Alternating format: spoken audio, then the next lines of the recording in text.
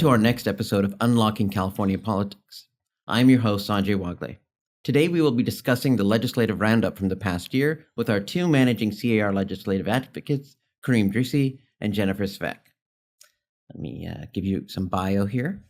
Karim is a legislative advocate manager who represents the California Association of Realtors on a variety of primarily investment housing issues, rent control issues, property management. Karim earned a BA degree from magna cum laude from the California State University in Sacramento, as well as a master's of public administration from McGeorge School of Law. And Karim, you've been with us how many years? Over 13 years now. 13 years.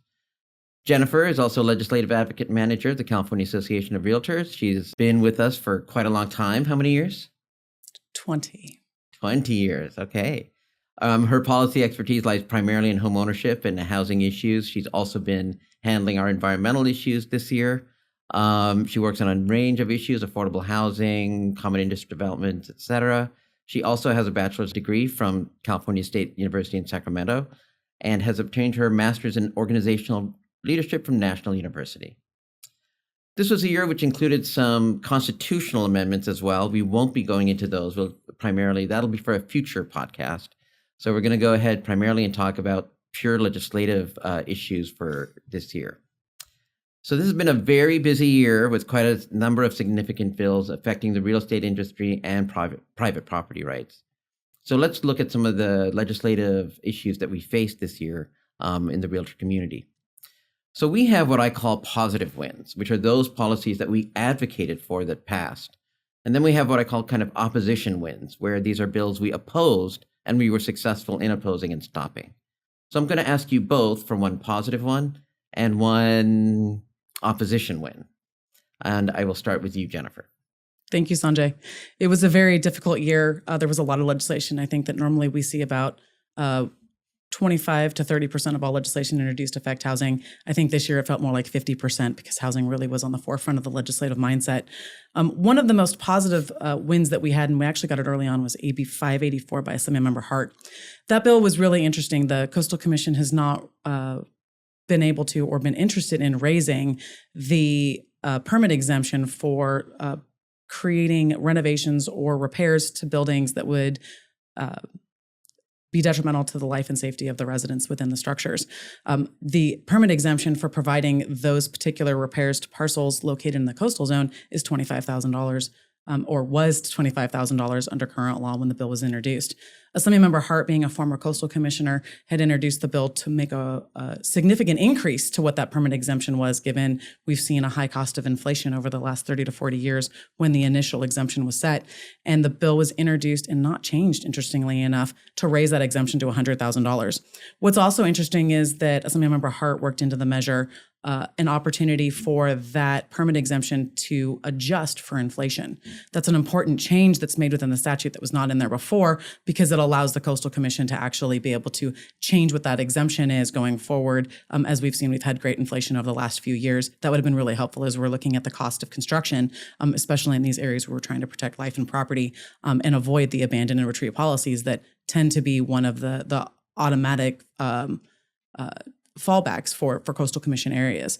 But that was a great win that we had this year. The bill was actually signed into law over the summer and was approved without any opposition, which was something that we have not seen previously when measures of this nature were introduced. And so that was a really big win. But it was also a really quiet win because everyone was afraid to spook the Coastal Commission that maybe they would change their mind on what that permit exemption was. One of the other wins that we had that was pretty significant, which had to do with a measure that we had opposed, was AB 770 by Assemblymember Colorado. Assemblymember Colorado was trying to remove the 6-bed limitation for putting commercial activities within single-family neighborhoods. In this particular case, the exemption was being placed in the statute to allow residential care facilities to be able to operate within single-family neighborhoods. It would allow these residential care facilities to avoid constructing new commercial buildings and to instead change the single-family neighborhood into a commercial activity, but does so without actually having to go to the planning agencies or having any oversight that's necessary as you change the use of the single-family homes. This would create additional competition and further pressures on our supply. In In the measure, they sought to increase the bed limitation or to remove the bed limitation that was placed within statute of 6. And that was problematic because imagining that you've got 20 seniors living in a single family home seems kind of odd that you would put them on bunk beds. State regulation also limits the number of seniors that you can put in single family homes or within any bedroom to 2 per bedroom, which is consistent with what federal regulations are. For our purposes, we were interested in allowing maybe a 2-bed limitation, but in this particular case, the Assembly amendment wasn't interested in limiting the adaptive use of our single-family homes. In the end, the bill was held in the Assembly Appropriations Committee. We do expect to see the bill reintroduced next year, as the residential care facilities really are not interested in constructing new facilities, but acquiring the limited single-family stock that we have, which will place additional upward pressures on the cost of housing, which we're already seeing continuing to rise along with the interest rates. Yeah, I recall when you worked on the bill, and I think for our audience, it's important to know, for example, in rental housing, it's typically under the federal standard, it's 2 per bedroom. And under the state, it's not a formal standard, but it's 2 per bedroom plus 1. So even under those, the more open state standard, what they seem to want on that bill just honestly doesn't make sense. So I don't know what's going on there. It does not. And even when we tried to say that they needed to refer to the regulations for the limitation of 2 per bedroom, the proponents seemed really resistant to that limitation and wanted a 15-bed requirement, was what they attempted to negotiate. That was also interesting given that most houses in the state of California have anywhere between maybe 3 to 4 bedrooms. Right. So even by the 2-person per bedroom standard, you're looking at 6 to 8 people, but they wanted a 15-bed cap. The other thing that was interesting was the Assembly Human Resources Committee had asked for amendments to require that 30% of the beds be held for low and moderate income individuals.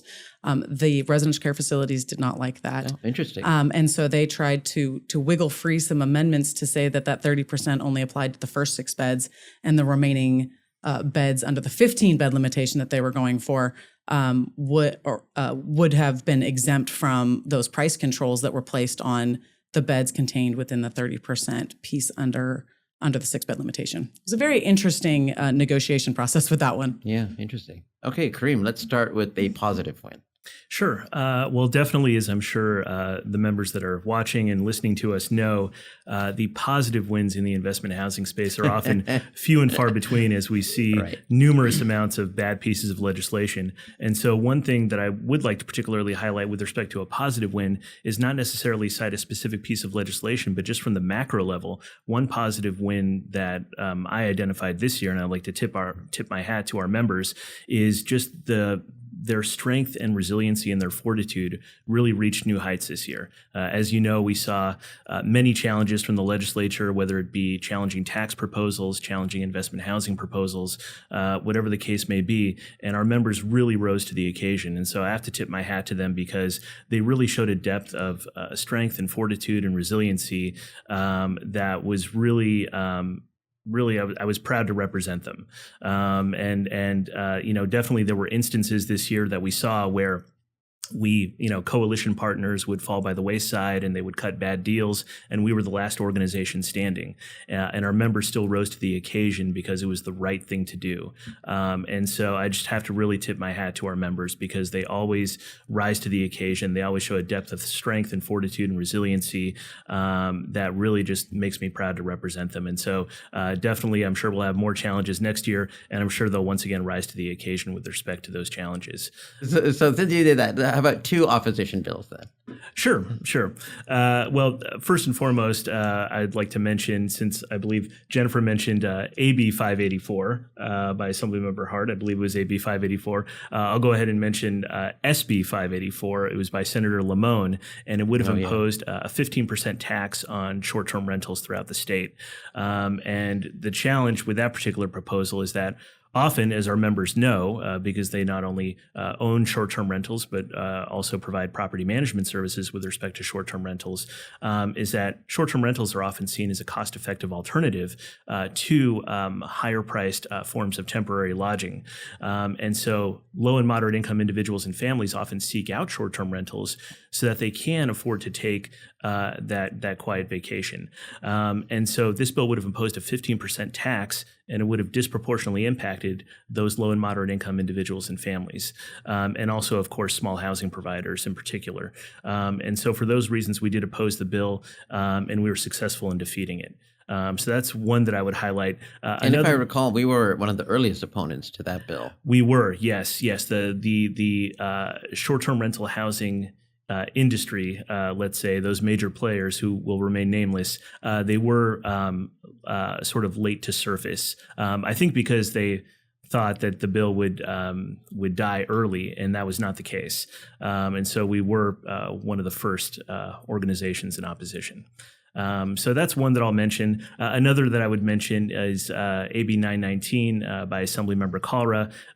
This was a bill that we adamantly opposed, a reintroduction of AB 2710. So a zombie bill, which we talked about before, bad ideas that come back again and again. And not only a zombie bill, but also a bill that that had its initial formulation on the local level. So again, those bad ideas bubbling up to the state level. It's what's known as TOPA COPA on the local level, which basically stands for Tenant or Community Organization Opportunity to Purchase Act. And this would be a statewide version of TOPA COPA. So we defeated it last year when it was AB 2710 as part of our legislative day last year. We were successful in defeating it. This year it was back as AB 919. And the main thrust of the bill is that it basically would have provided right of first offer to nonprofit housing corporations located throughout the state for a large swath of rental properties. And so you would have had an instance where you have a rental property in the city of Oakland. The seller wants to sell to a working family that lives down the street, their first crack at home ownership. And before they can do that, they have to offer the rental property to a slew of nonprofit housing corporations throughout the state, including in places like San Francisco, Los Angeles, et cetera. And this was really problematic, and not only would have hurt working families trying to achieve the dream of home ownership, but also, of course, housing providers as well. So we were opposed to that bill, and we were able to successfully defeat it prior to it being set for its first policy committee. So that was definitely a big win for our members, and they really showed, again, a lot of fortitude, strength, and resiliency with respect to the challenges that we saw, not only in the investment housing space this year, but across the board. Yeah, even, we oppose that even conceptually. There's so many problems with those kind of bills, but even on their own terms, I'm always surprised that the proponents are advocating for basically very large corporations in many cases to take over these single family residences, which could be located, have no connection to the community area. It's, as I said, even on its own terms, it makes no sense. I agree. Yeah, and I think that's why it wasn't set, because I think the legislators in question, I think, realized this is going to harm my constituents, Right. and that was a problem for them. So, as you've just mentioned, we did have quite a lot of success in the housing provider space, stopping a lot of bills that were very, very problematic for us. And you've talked about a big part of that success is the adamant opposition of our membership and being involved. You mentioned TOPA COPA. Are there any other bills that do you anticipate that one coming back? And are there other ones you anticipate coming back in some form next year? Sure. Well, I do think there is a likelihood that bill will return. Speaking of, Wait, now would that be year 2 or 3? This would be, if it comes back next year in 2024, it would be year 3. Okay. And I guess I would mention in connection to that bill, speaking of zombie bills and the possibility of that bill coming back next year, another zombie bill that we saw this year that I'll quickly mention was SB 395 by freshman Senator Aisha Wahab. This particular bill, this was the 5th time that we saw some version of a rental registry bill. 5th year in a row? The 5th year in a row, yes. So we defeated the first 4. Senator Wahab came back this year with SB 395. What this version would have done is it would have required housing providers to file copies of notices with respect to rental increases and eviction. So you'd have within 10 days, a housing provider would have to file a copy with the Secretary of State's office, either related to increasing the rent or related to eviction. And if they fail to do so, there would be certain penalties involved. And not only that, but those notices would then be part of a publicly searchable database. And so there were privacy concerns as well. So definitely an egregious bill. Even the Secretary of State's office quietly expressed concerns, because why would they house a rental registry in the Secretary of State's office. So numerous problems with that bill. But of course, the obvious problem is that it would have been extremely burdensome for small housing providers. And so we were able to defeat that bill. It died in the Senate Appropriations Committee. And that's an example. And again, not only the Topa Copa bill from Assemblymember Kalra that could come back next year, but also we could see for the 6th year in a row next year another rental registry bill. So that remains to be seen, but that definitely could be another one on the horizon again. Yeah, they're going to keep trying. Jennifer, you also this year saw a number of transactions bills that affect the core work of what our membership does. I'm going to start with AB 1345, which affects actually the listing agreements, which are core to what our membership does. And if you could just talk about why did the legislature want to look at listing agreements and kind of what happened there? Well, as most of our members know, or I would assume actually all of our members know, that listing agreements are negotiated. They are contractual obligations that are placed between both a buyer and a seller, and the listing agreement obviously is between the seller and the listing agent or the listing realtor that is putting or advertising the parcel for sale and managing their transaction for them. There was an issue that's emerged over the last few years where companies have figured out that they can, in exchange for a cash payment, record listing agreement on a parcel. And in so recording that listing agreement, what they're doing is creating a right to list that lasts prospectively. So through the duration of an individual's ownership and even beyond an individual's duration of ownership, potentially through probate. The companies that were advancing this theory, from what our understanding is throughout the country, we're offering anywhere between $500 and $2,500, generally speaking to low and moderate income families, those living in underserved communities, and specifically seniors is who they were targeting, individuals that were cash strapped, where anywhere between $500 and $2,500 would make a significant difference, and they'll be able to close some kind of a gap that they had within their costs, within their household. To the individuals that were signing on the dotted line, they didn't really understand what they were signing away their rights to be able to list their property with any agent that they choose. And what was happening was the companies that were facilitating these agreements, it was learned, were not interested in getting business in the traditional sense of actually listing the properties for sale and facilitating the sales activities as the listing agent. What they were really interested in is exacting a settlement out of these homeowners through a court process. And and as far as that model, I think one of the most problematic part was, as you mentioned, targeting seniors, many of whom had no intention of selling their home, took the money and perhaps didn't quite understand that their heirs would be bound to that contract. So once it was inherited, that heir was suddenly like, wait, I have to pay you. I can't choose my agent anymore. It was very a troubling practice. It was, and there was no disclaimers, no disclosures, no explanation as to what was going on and what you were binding yourself to. And the idea that it would survive death seemed problematic, especially for the Attorney General in California and a couple of our counties. Some of the county recorders started to notice the prevailing practice that had been happening in other states starting to emerge here in California, which is creating issues. One county in particular had received an agreement of this nature, which was in exchange for cash payment to record the right to list, and declined to record the agreement. In response, the company that sought to record on a senior's parcel sued the county. And so in response, there was a lot of discussion that had happened over last winter, and the Attorney General, as well as a county over in the Bay Area, decided that they needed to address this issue on a go-forward basis to stop this predatory practice, especially since it was targeting predominantly seniors, at least in the Bay Area at this particular point. The Attorney General introduced a bill. There was another bill introduced by another member, but Assemblymember Hart's bill is the one that prevailed in moving forward. The difficulty was not that we thought that the practice was a good practice that was happening in the industry. In fact, it created a lot of heartburn for a lot of realtors in the state of California, and it definitely seemed like the wrong thing to do, and they are definitely not good actors. But the resulting decision that was made by the Attorney General and the co-sponsoring county was that they would limit contract duration to 1 year. So your listing agreements could not exceed 1 year. There would be no renewal period, and everything would be set in statute and no longer negotiated based upon what the needs are of the seller or the services offered by the real estate agent. So that created some difficulty for us as we sought to negotiate. We did go to our board of directors. There were a lot of conversations about this measure and the right way to address the concerns that were presented by the Attorney General, as well as the counties that were involved in the recorded agreements. In the end, we were able to come to an accord.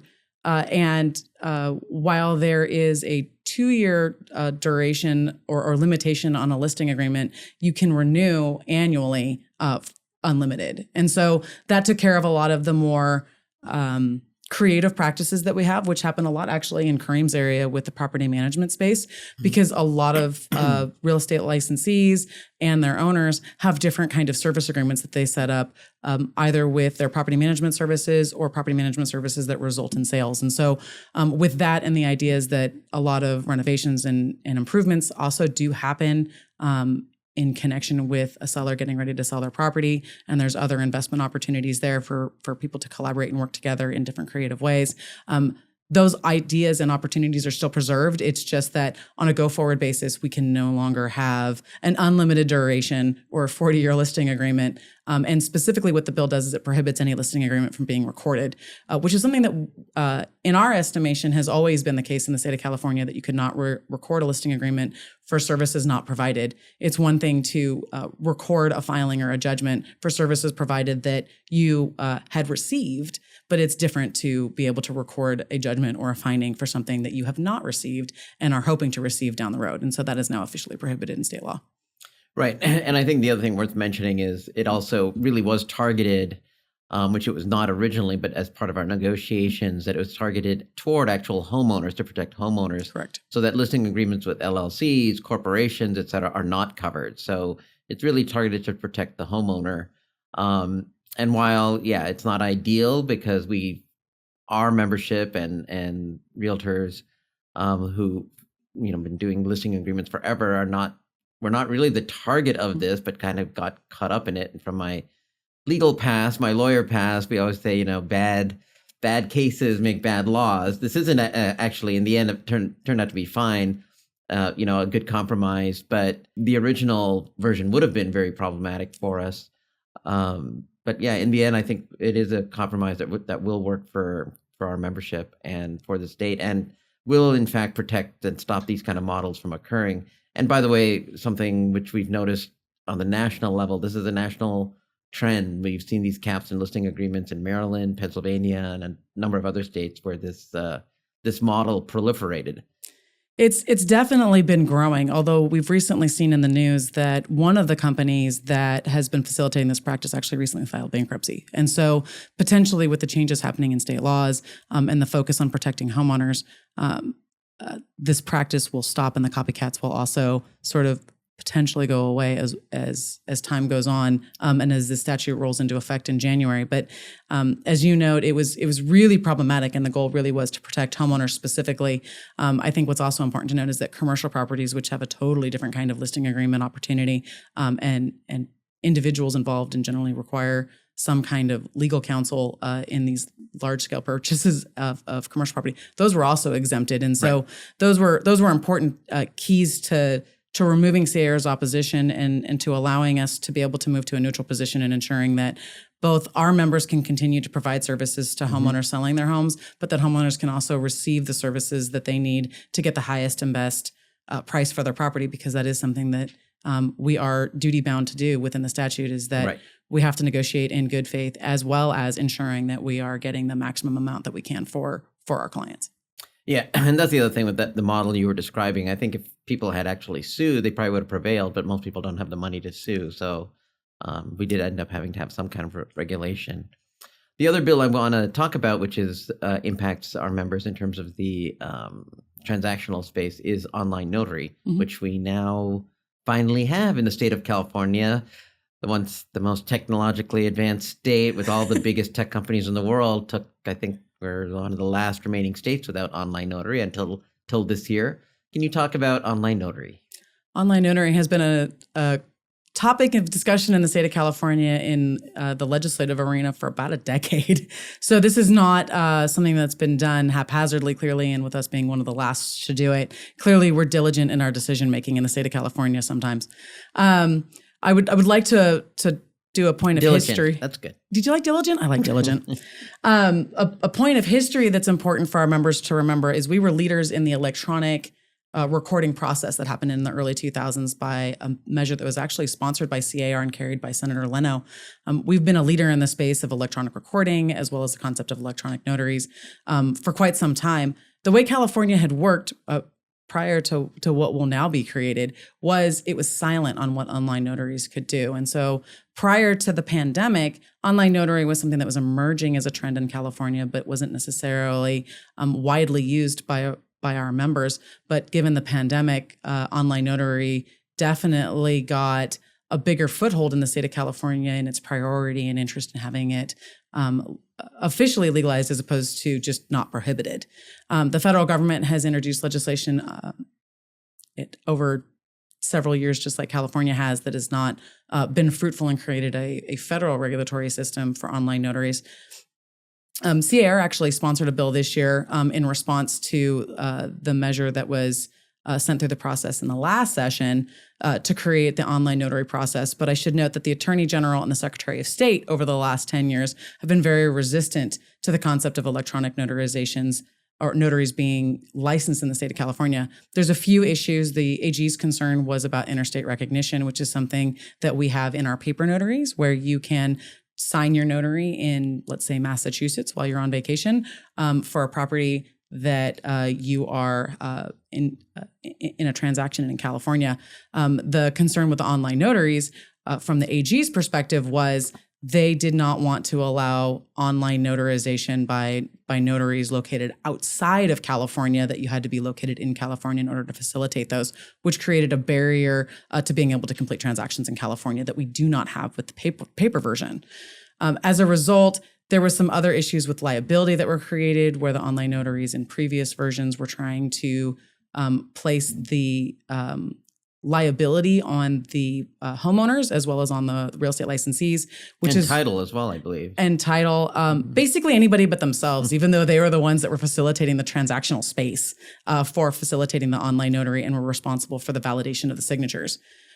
C.A.R. had a problem with that in the previous version that was introduced. The Secretary of State continued to have issues with costs for licensing.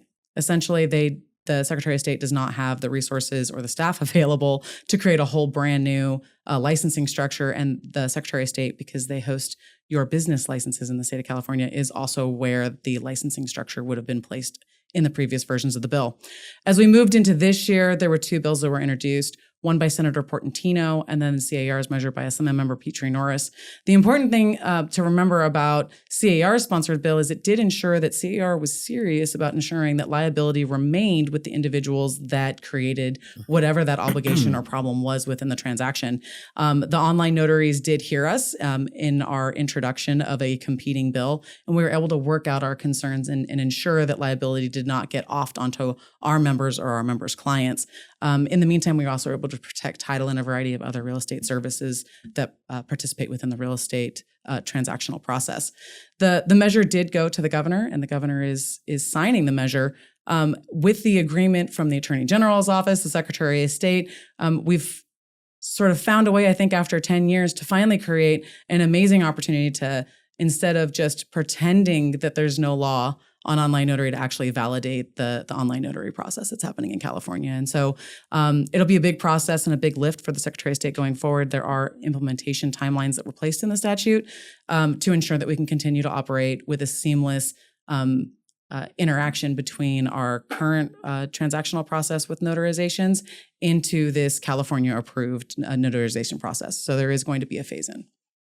One of the major pushes we made this year, and we'll talk a little more about it during when I talk about Legislative Day a little later and our member mobilization efforts, is California Dream for All came back as an issue this year, which if you could talk a little about the program, and then also what happened this year that required us to have to deal with it this year, which we thought it would be something we didn't maybe try to have to deal with in the future again, but that we had to come back. California Dream for All, for those listening, and I'm sure everybody recalls what it is, but it's a down payment assistance program for our state's working families making up to 100% of the area median income, which creates an equity sharing agreement between the homeowner and the state to create a self-replenishing program where when individuals refinance or sell their home, 20% of the equity gained, along with the a silent second amount for the down payment of 20% for the down payment, are returned to the state of California and then put back out for use by California's families that are seeking to achieve the California dream of homeownership. The interesting thing about the program was due to efforts by our members last year in coordination with the Senate Pro Tem, we were able to secure $500 million in pilot funding for the Dream for All program. We went from a budget surplus last year to a fairly significant budget shortfall this year. And with that in mind, the governor was being very pragmatic and careful with the budget that he released in January. In that budget, he had allowed $300 million to remain in the pilot for the Dream for All program, and $200 million was held in reserve based upon what happened with California's state budget, the economy, and what the projections were from the Legislative Analyst's Office. In March, $300 million was put out by Cal FHA and available for use as down payment assistance to families throughout California. It was a raging success. There's no words to describe the fervor and excitement that families felt at their opportunity to reach the dream of housing stability, which creates opportunities for themselves and for their children and better educational and health outcomes. The interesting thing is Cal FHA, which is the regulator that paired both the down payment assistance with the lending functions, they thought it would take about 2 months to get through $300 million, and it took less than 2 weeks. I believe, and don't quote me if I'm wrong, I believe it was 11 days. Yeah, I think it was 11 days. And so in that very quick process, we learned a few lessons, which always happen in a pilot. One, when you're looking at geographic diversity, we need to ensure that not just those that live in the state's capital know about the program. That's part one. And part two, there has to be some regional adoption in order to ensure that we're creating the most geographic diversity in the use of the funds. The $3 million taught a lot of lessons that also created a new dialogue that's occurring between both the regulators as well as the community that facilitates the lending functions, so the bankers, as well as us in the transactional space and the fair housing advocates as we're looking at how to distribute the funds on a go-forward basis. In the meantime, the $200 million that we had secured last year was set on the side. We are elated to report that due to the member mobilization efforts and the excitement of our members and their clients in calling for the return of the funding, Senate Pro Tem Atkins and her leadership team on the Senate side were extraordinarily determined in helping us to see the $200 million returned into the program. In addition to that, the budget was approved in July, which included the new $200 million. However, that money will be held until a stakeholder process goes forward in order to figure out best practices and how to improve the use of the resources that we are given. In addition to figuring out what the new program looks like in ensuring that we have availability, one of the things that we had found was a problem was the course qualifications that homeowners had to go through. Individuals, instead of going to course providers in California, were having to go online outside of California. And we heard stories about people from New York and Florida teaching about California responsibility and housing policies, which seems a little bit weird when you're doing a housing counselor that's located in New York or Florida with very different housing laws than what California has. Those are the things that'll be resolved as we go forward. The legislature in the approval of the budget of the state of California also required that Cal FHA provide a report to the legislature in March of next year that outlines what changes will occur to the pilot project before we release the $200 million. And additionally, there's also some appetite to have a conversation about creating a bonding source, potentially to go before the voters in a future election to create a bigger nest egg for us to be able to create an ongoing funding source that will be available to our state's first-time homeowners. Thank you, Jennifer. One more thing, we this year had a pretty robust sponsored bill package. If you could maybe just quickly list, since we're a little tight for time, our sponsored bills and maybe pick one of them that you think would be a more significant one for our members. AB 225 is a measure that was sent to the governor and I suspect will be signed. It was sent through on consent. It was by Assemblymember Grayson. It seeks to increase the chapters contained within the environmental hazards booklet. We all know that climate change, sea level rise, wildfire risk, as well as a variety of other climate-related environmental sustainability issues are pressing concerns on our members. It is an amazing investment to be able to provide this disclosure on general hazards that can be can impact a home. And so instead of realtors having to come up with all of them from the top of their head, they're able to provide this booklet, which is a resource that is developed by state agencies. In this particular case, if there's not funding available from the state, C.A.R. can use some of its educational resources to assist the state in its development. We've done this twice before. Each time it cost us between, I believe, $5,000 and $8,000 for each of those instances. Another measure that we had was AB 323 by Assemblymember Holden. All it simply does is allows homeowners to have an opportunity to purchase a deed-restricted home as an owner-occupant. We had found a pervasive trend, which we've also seen in the Topa-Copa space, where investors are getting in instead of homeowners to be able to purchase units that were intended for homeownership, thus reducing the supply available. There was a fair housing lawsuit in response to corporate REIT, which is a investment firm that is traded on the stock market, being able to buy houses for $114,000 and I think $121,000 respectively in San Diego, that denied single moms as well as those of the Black and brown community from being able to achieve their dream of home ownership. The worst part was there was over 60 applicants of families that wanted to purchase these units, and in the end, they were denied that opportunity. But we found that there was a deficiency in state statute, which C.A.R. took the lead on and just went ahead and sponsored a bill, which I am elated to note is on the governor's desk, and we're very hopeful it'll be signed. Thank you, Jennifer. There's something nice about being able to flip the tables. Sanjay, given that this year insurance has been a major issue within our membership, there's been a lot of controversy, a lot of questions, and a lot of news in this area. The governor recently issued an executive order, and the insurance commissioner also submitted to the people of California that he is initiating a rescue plan. Can you let our listeners know what excitement there is in the industry or the insurance industry since the conclusion of the legislative session, which resulted in, unfortunately, no movement in the insurance space, but there's been quite a bit of movement since the legislature adjourned? Thanks, Jennifer. And so I am taking this one because this is an issue that I worked with Anna Buck, who's one of our legislative advocates in our team.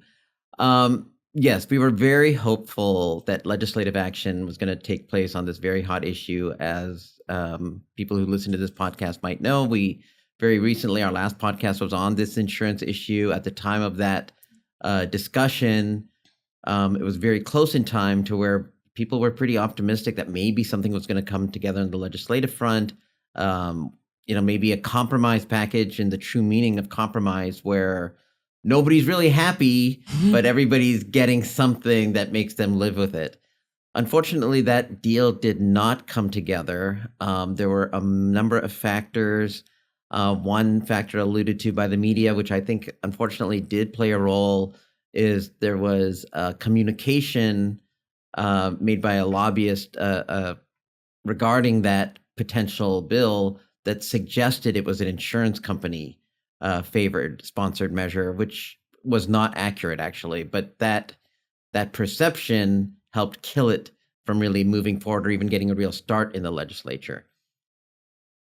Frankly, that got everybody, including our members of the California Association of Realtors, other shelter industries, lenders, the more moderate consumer groups, everybody was not happy about the lack of some sort of forward action on this. As you mentioned, though, after the session concluded, Governor Newsom and Commissioner Lara have now Governor Newsom issued the executive order. Commissioner Lara went ahead and then has moved forward in a regulatory fashion. The regulations are not in effect yet, but essentially much of what was anticipated to be that compromise measure is going to move forward as regulation. Those regulations will not be formulated until the end of this year, and so will not go into effect until the beginning of 2024. In very, very broad strokes, it will give the insurance industry some of the flexibility that it has been requesting in terms of its rate filings, especially with forward. And if you listen to our podcast from last week, you can get a deep dive in what forward-looking risk modeling and reinsurance means. They will give some concessions in that area, allowing insurers to be able to include some of that into their rate filings. But in exchange for, if the insurance company wishes to do that, they have to start writing in high-risk areas, as defined by the Department of Insurance. So a lot of those areas which right now have no policies being written by private market insurance will be able to do so. It will also allow HOAs in certain high-risk areas who are relying on the FAIR plan to now be able to fully insure, because it expands certain commercial coverages. So it's something we are supportive of. A number of other groups, again, compromise. It's one of these things where basically all sort of moderate players in this area have favored and are hoping that these regulations will actually move forward. The market, again, we'll have to see the actual structure and how those regulations come into play. But there is finally, again, consumers really, frankly, won't feel this until January once those regulations get into place and things start to move. But there is a cautious optimism that we can move forward. And just also a reminder, which came up in our last podcast, we are not the only state facing this. This is a nationwide problem. Every natural disaster you're hearing about in every possible part of this country sort of impacts the overall insurance market and the ability of reinsurance costs. So it's a very messy time. And some of the national political issues also creates a little havoc with our flood insurance problem, yes. So we've got insurance issues all around. Well, what's interesting is earlier this year, there was a bill that allowed HOAs to actually have admittance into the FAIR plan, which we did not previously have. And so that was a concern that I had heard from our CID community and our homeowners associations community, which is a part of our housing supply conversation on a regular basis. And so I know that with this new compromise that's been created, and as you note, if everybody's a little bit unhappy, we made good policy, or at least that's sort of the talisman that I run by. And so I know that on behalf of the lobbying team, we were elated that you and Anna were able to help forge ahead and continue to find a solution that will help benefit our members, their clients, and the ability to facilitate transactions in California. Finally, I think it's very important to share with our members how important the work they do for us. And Karim, you talked about this earlier in your conversation about their importance in helping us in the investment housing bills. How important the work they do is for our work in Sacramento. So I want to talk a little about our legislative day. And Karim, I'll have you, what is legislative day? Sure. Well, legislative day is a day in the spring, typically late April or early May, where thousands of realtors throughout the state come up to Sacramento, come up to the Capitol, and mobilize on one day as part of our spring business meetings to meet with their legislators, get briefed on our legislative priorities, and really push the ball forward in terms of not only advancing policies that would be beneficial to their clients and to their businesses, but also working to defeat proposals that would be adverse to their clients and their businesses. One of those proposals that we saw this year that I'd be remiss if I didn't quickly mention was SB 466 by Senator Wahab. As members listening and watching know, we continually face threats to the Costa-Hawkins Rental Housing Act, which is a piece of legislation that C.A.R. co-sponsored back in 1995 to place restrictions on extreme forms of rent control that we see at the local level in cities like Los Angeles and San Francisco, et cetera. And it provides that you cannot impose extreme forms of rent control on new construction or on single-family homes or condos. And what SB 466 would have done is it would have moved that new construction date, thereby putting a larger swath of rental properties under these extreme forms of rent control. And eventually everything. Precisely, yeah. And that was a hot issue this past year on Legislative Day. Our members went across the street to the Capitol. They met with their legislators. They had their voices heard. And we were able to successfully defeat that bill on the Senate floor. And actually, just a quick little anecdote. When I was over there with the rest of the lobbying team and we were working hard on behalf of our members to defeat that bill as well as working other legislative priorities that are critical to our organization, that particular bill, there was a advocate standing next to me from another organization, and that was one of the last bills of the night. And I saw them take a photograph of the screen using their phone, and they said to me they didn't know who I was. They were from another industry, and they said, "I don't know what bill this is, but I'm just taking a photo because this is one of the few bills that was actually killed today." And so that really stuck with me, and that really is the power and fortitude and strength of our members, and really encourage our members, particularly new members, if you haven't participated in Legislative Day, please come up to Sacramento. Again, it's every spring, usually late April or early May. And it really is an opportunity to not only connect with thousands of realtors who all congregate in Sacramento, but also an opportunity to have your voice heard across the street at the Capitol about issues that are critical to you and your business. So really a powerful day. And Jennifer, you can talk about the other hot issue that we had. We typically have two hot issues. Talk about the other hot issue and how that went. The other hot issue was the California Dream for All program. One of our guest speakers during Legislative Day was Senate Pro Tem Atkins, who was one of our lead advocates within the legislature for the program. As referenced earlier as to what the program does, it's extraordinarily important to create new transactional opportunities for our membership, as well as to create homeownership opportunities for our state's working families. And I think that by showing that we had, near 5,000 realtors in one room, it demonstrated the sheer force and power of the organization, as well as to its dedication of its members to travel from every far reach of the state of California in order to come and advocate on behalf of homeowners, on behalf of good landlord tenant providers that are seeking to facilitate housing and a mutually beneficial opportunity. I think that the other thing that's really interesting to say is my favorite moments during Legislative Day are watching legislative staff either make sure to bring their lunch, because there's no place for anybody to go to lunch the day the realtors are here, or they ensure that they don't go anywhere near the elevators. Given the change of space from the Capitol to the swing space, there's a limited opportunity of elevators. We went from, I think, 8 or 9 elevators that were available to the public to 3. And so that creates another path for showing just how dedicated our members are to being there, that they will wait in lines that are 30, 40, 50 minutes, sometimes an hour and a half long, just to get upstairs to meet with our legislators. It shows their true dedication to their industry and to advocating for homeownership throughout the state of California.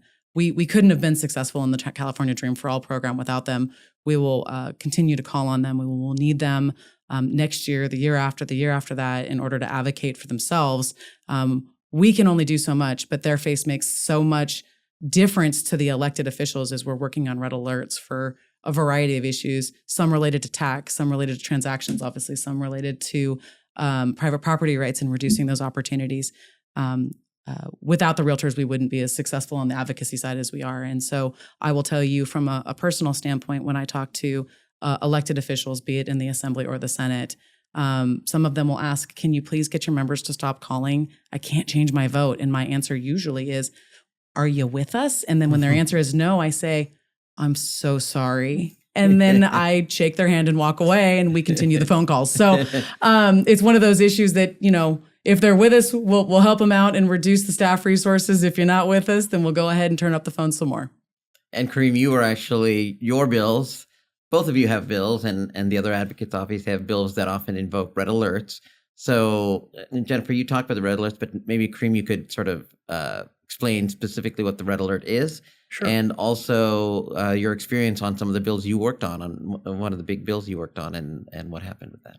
Sure. Well, red alerts are a vital tool of our advocacy. And typically a red alert is an email that a member will receive. Sometimes we do statewide red alerts. Sometimes they're specifically targeted to certain districts. So if you hear that a colleague got a red alert and you did not, that's probably why, because we specifically target our red alerts for maximum effect. And what a red alert usually is it's an email. You'll receive it in your inbox, and it'll contain 2 things. It'll contain 1, instructions on how to contact your legislator regarding a particular bill, either that we're in support of or that we're against. And you'll either call that legislator or you'll email them. The instructions will be included in the email. And then the email will also include talking points about the bill so that you're properly briefed on the issue and C.A.R.'s position. And it takes usually about 60 seconds to respond, again, either by email or making a quick phone call. And I can't even begin to describe the effect that these red alerts have. As I always say, definitely when you walk into a legislator's office, I'm not just walking in alone. Our team isn't just walking in alone. We're walking in with thousands of realtors behind us. And you can tell when you talk to the staff, how many calls they've received or how many emails they've received by their disposition. If you walk in and they have slumped shoulders, they've received thousands of calls. And so our red alerts really are a key tool. And so again, if you're a new member or perhaps a member that isn't yet familiar with our red alerts, if you get that email in your inbox, that 60 seconds is really, really important, not only to your clients, but to your business as well. So we'd really encourage you to respond when you receive those red alerts.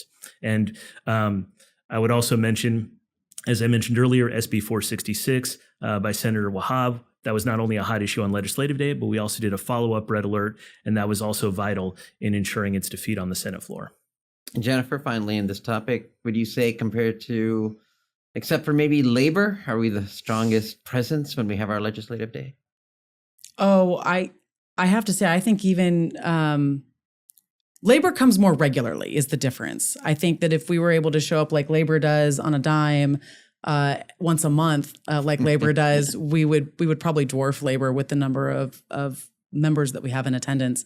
I think for a one event showing, I think that we are the largest showing in the state of California in appearing before the individuals at the state capitol to show them that you are one unified voice about homeownership. And it's not about being a Republican or a Democrat, but it's about facilitating equity, inclusion, opportunity, and homeownership for all in the state of California. And I think that I would be remiss if I didn't thank each and every one of you, as well as our member mobilization team, who takes such effort to create an amazing event that creates both value for the legislators across the street, as well as for our members in having those real life, in-person interactions where they can put a face to a name and remember that the decisions that they're making at the Capitol do affect real people.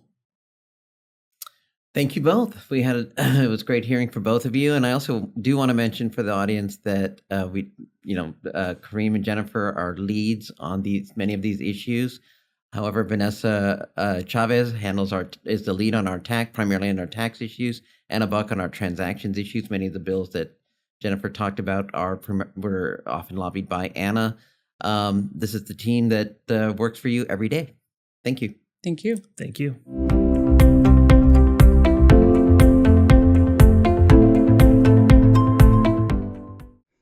Disclaimer.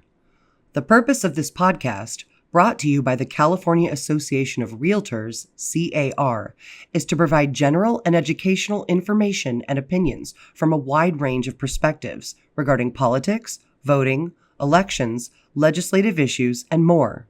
The opinions, beliefs, and views expressed by guests or participants of this podcast are solely their own and do not necessarily reflect the opinions, beliefs, or views of C.A.R., its affiliates, their respective directors, officers, or employees. Reference to any individual or entity does not constitute an endorsement, recommendation, or any other position or opinion regarding that entity or individual by C.A.R. This podcast does not constitute professional advice or services of any kind. This podcast is available for private, non-commercial use only. You may not edit, modify, or redistribute this podcast.